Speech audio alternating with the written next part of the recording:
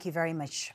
Every year, the UN sets aside November 2nd as a day to draw attention to the low global conviction rate for murders and violent crimes against journalists. It's estimated that between 2006 and 2016, 930 reporters and media workers were killed while doing their job around the world.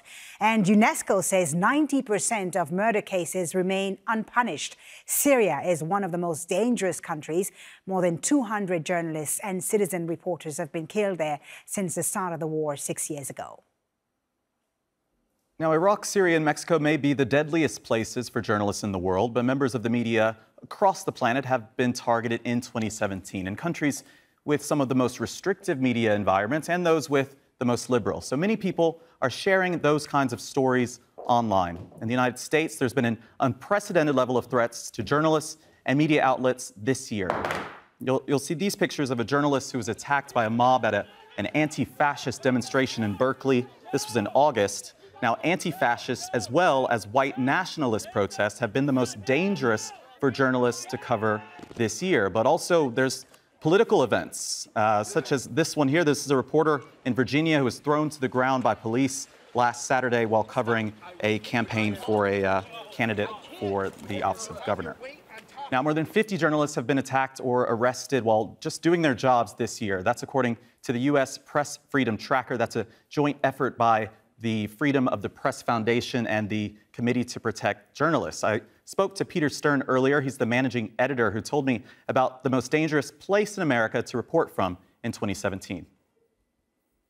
The most dangerous place to be a journalist is probably St. Louis, Missouri. Since September, police in that city have arrested 10 journalists who were covering protests against police brutality and have used physical force against a further 3 journalists. Many of the arrests were quite violent, with some journalists reporting that they were pepper sprayed in the face by police, even when they were already lying down on the ground and had their hands zip-tied behind their back. Now, in many of those cases that he mentioned, there were press freedom groups there who took up the case with state and local governments. And for the state of Missouri, they've decided not to press charges. So he told me that there's some good news perhaps in that case. But in other parts of the world, like Turkey, it's often a very, very different case. It remains the top jailer of journalists worldwide. Even more journalists are jailed in Turkey than in China. And according to the P24 Press Freedom Group, there are about 170 journalists currently in Turkish jails. And according to the website Turkey's Purge, they've been tracking this number as well. More than 300 journalists have been arrested since 2015. So Turkey's ranking on the World Press Freedom Index has also gone down steadily. It currently stands at 155 out of 180 countries on Earth. Now, since the failed coup in 2016, President Erdogan's government has carried out a massive purge of media outlets, especially those who are allegedly Gulenist or pro-Kurdish media outlets. 48 reporters were in court just last week, including 17 journalists from Turkey's main opposition newspaper, Cumhuriyet. Many of them face terror charges, and their trial has prompted ongoing demonstrations like the one you see here. Another Wall Street Journal reporter was sentenced in absentia last month. Now, Mahir Zelenov is a Turkish journalist who's been at the forefront of reporting on this crackdown on media. He told us how dangerous it is to report from Turkey. There are certain topics that are absolutely off limits to reporters. There's no way that any reporter could cover them and get away with that without being jailed. Intimidation, threats, and pressure against the critical media and reporters are increasingly growing. Turkey continues to be the leading jailer of journalists in the world. President Erdogan is not only cracking down on dissenting and critical media and jailing journalists, but he is also building his own loyalist media. Now, many of you have been sharing your stories with us as well, telling us about the conditions that journalists face in your countries, in the United States, in Cameroon, and Kenya, for example. Keep sharing those stories with us. You can tweet me directly. I'm at Andrew Chappelle, or just use the hashtag AJNewsGrid. Andrew, thank you. With me now is John Yearwood, who's chair of the International Press Institute's Executive Board, the organization that works to defend press freedom. Welcome to the NewsGrid. Thank you so much for coming in. So, I mean, attacks against journalists are not new. Journalists carry the message, the truth that some people find disturbing and don't want to hear. The attacks are nothing new. Is it different, though, in these last few years? Are we in a new era where there's more intolerance towards journalists? Well, thanks for having me on.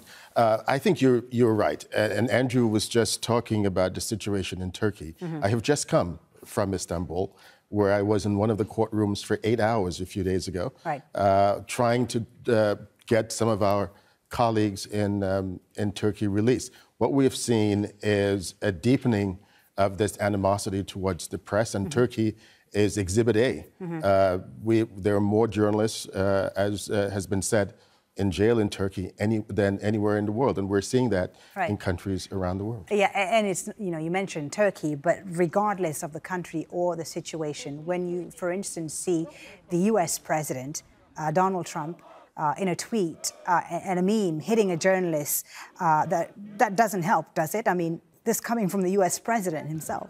It absolutely doesn't help. And you know what's the depressing thing about that is that other leaders in countries that are repressive around the world are seeing what the president of the United States is doing. The free world. And feel that they have a free pass to do the same thing, which puts journalists in those countries in really dire jeopardy. The numbers released by the International Press Institute, your numbers, are quite staggering. 71 journalists, according to your numbers, have been killed this year. Is there accountability?